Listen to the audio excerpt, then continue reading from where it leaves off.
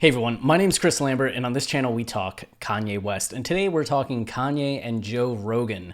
You may have seen this tweet from Kanye earlier where he said, "Would love to go on Joe Rogan's podcast live this week. I have my team trying to get your number. Joe, I'm in Calabasas. Let's do this, my friend," with the ski emoji. A few things about this. This is not the first time that we've talked about a Joe Rogan Kanye podcast. It actually goes all the way back to 2018. You can see, so in October of 2018, Kanye was going to do a talk with Charlamagne The God in New York as part of I think like New Yorker or NYU, maybe it was NYU, program that they have where they have people come in and do talks on certain topics. And Charlamagne was going to talk with Kanye on mental health. And then Kanye went to Africa, ended up releasing the video where he talked about like people touching his head. He had gone and talked with Trump, and Charlamagne just canceled the event and just saying he didn't think it was right to talk to Kanye at that time, which is a little bit ironic because he cited Kanye's like mental health and that it wouldn't be a good conversation for the stigma of mental health. But at the same time, it feels like it would have been a great time to talk with Kanye, at least to me. I don't know, you might have other arguments, but you can see that Kanye said, I'm loving the new music. Yandi. I've been working on 6 months off meds. I can feel me again. Remember when Dark Fantasy came out? I used to tweet a storm also.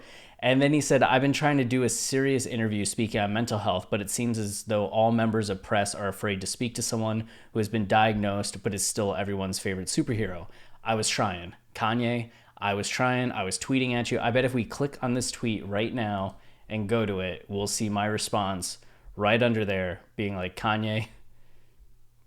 Oh no, I said Zach would do a good job with the interview, and Zach ended up interviewing Kanye. He's the guy that did the first Forbes interview with Kanye, the one that wasn't problematic, right? The one where he went and talked with Kanye and you had like the shoe circles and it was the Forbes cover story. That was Zach. Yeah, we have a podcast just for this. Just wanted to reiterate that we're down to do this interview with you anytime, any place. Still down to do this interview. Hit us up. Yeah, we'll see, Anyway, so Joe Rogan said, I would be happy to talk to you about it for as long as you'd like. December 15th, 2018. So then story came out, and this is on joe.ie. I don't know what that is, but Kanye West has announced that he will be on Joe Rogan's podcast. So January 1st, 2019. You may remember right at the end of 2018, Kanye was tweeting a ton. Like New Year's Eve, New Year's Day, he was just like tweet. But spoke with Joe Rogan, podcast coming soon, fire. And it was just like a big day of tweets, but that got everybody pumped again, right? Like, okay, so he spoke with Joe Rogan, what's happening? And then here, was this the next article? I swear there was another. Anyway, Kanye West's appearance in Joe Rogan's podcast reportedly canceled.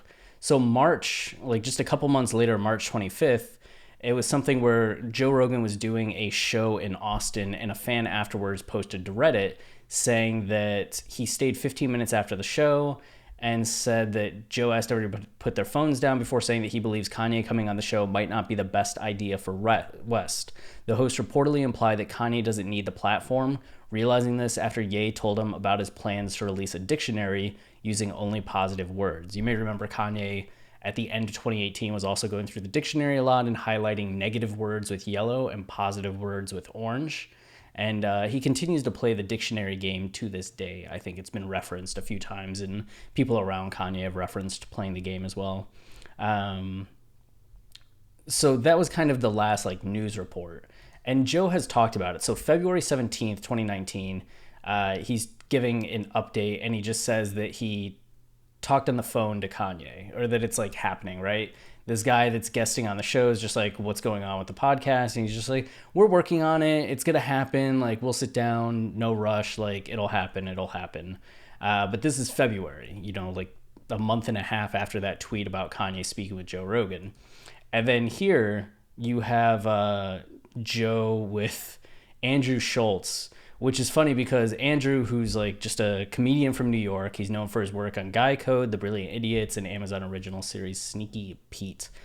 Shultz is just like kind of shitting on Kanye at the start of this. He's talking about how he thinks like everything Kanye does stems from a place of insecurity. So it's just like, oh, polos, like nobody thinks that's cool, especially in like hip hop. So I'm going to try to like make polos cool. And then grunge wear, like, can I make grunge wear cool? It's constantly this thing of Kanye being so insecure that he has to prove himself. And this guy's like going in on Kanye to where Joe Rogan's just like, maybe, but like, I've talked with Kanye, like, he's a really nice guy, which is what he was saying there. Like, Kanye's a really nice guy. They had this like great phone call. He was really like polite, really cool, but said that Kanye really wants to get to know him.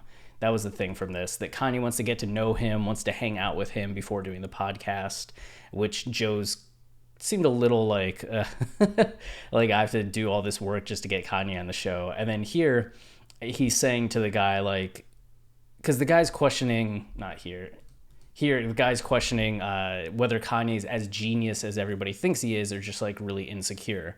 And Joe just kind of goes on like a big tear about like, yes, Kanye is. He says that Kanye is crazy. Like he does think differently than other people, but on the other hand, Kanye is also a genius, and a lot of the genius ideas come out of that. And he keeps saying like genius music, and the guy's like, yes, the music's genius. That's it. Never mind like what Kanye's done with fashion. Never mind like everything else that Kanye has been doing that people are just like, oh yeah, that's actually a really good idea. That's a good call. Go anyway. But Joe is showing like a deeper understanding of Kanye, and he has this is actually the portion that Kanye tweets, is that Joe saying that Kanye has like 100 volts coming into his head, right? And that it's just a different voltage than the rest of us has, which means that he's thinking all these different things. He's thinking about music, he's thinking about design, he's thinking about fashion, he's thinking about changing the world, saving the world, like this other thing. We've seen so many of these ideas just in his like how to change living, farming, like designing way different elements, school systems, like society, like problems from as small as like how should this plate look, or what should we grow in this farm, to as large as like what is the best system for a city and what's the best layout for a city. Crazy. Crazy in like a good way of just wow, the scope of the thoughts. But you have this whole conversation that takes place, and that's in March, which is a little bit before this event here, right? So this was March 14th. And then by April 9th, he talks about Kanye again with comedian Michael Yeoh, which Michael Yeoh, who's an actor, comedian, television host, said that he actually got to interview Kanye back in Chicago and was the MC of these Donda Foundation events that Kanye would have. And if kids got perfect attendance in school, he would bus them in and do like a free concert and bring in Common. And it was really great. And that when Michael met Kanye, it was just this quiet, like shy guy, that Donda was still alive at this time, which is back in the day. But even people today that talk about meeting Kanye talk about like, oh, he was way more like polite and thoughtful and chill than what I expected from what I've seen of him in the public persona. Like people think that Kanye does more now than what he used to in terms of like extra energy.